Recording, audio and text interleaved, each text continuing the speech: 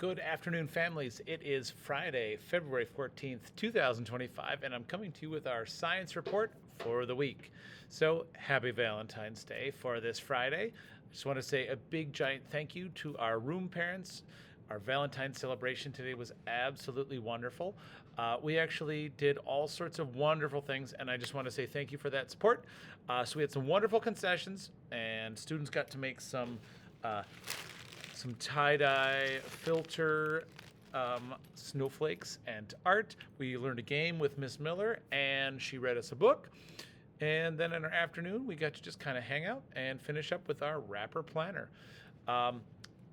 Just a big heads up, there's no school on Monday, February 17th, in honor of President's Day, so we'll see you on Tuesday. And with that, we'll get into our vlog points for the week.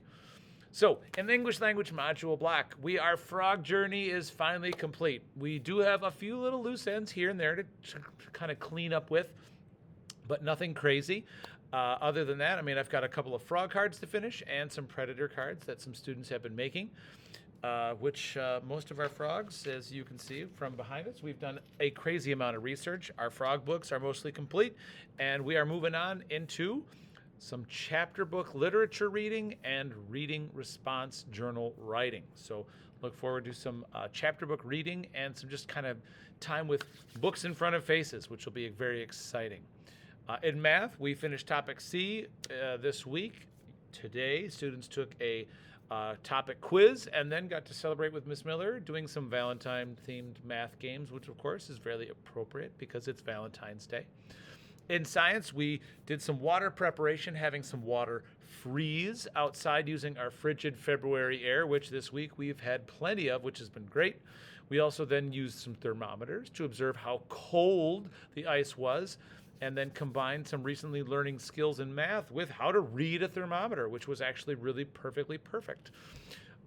We then, on Thursday, learned about the difference between mixtures and solutions.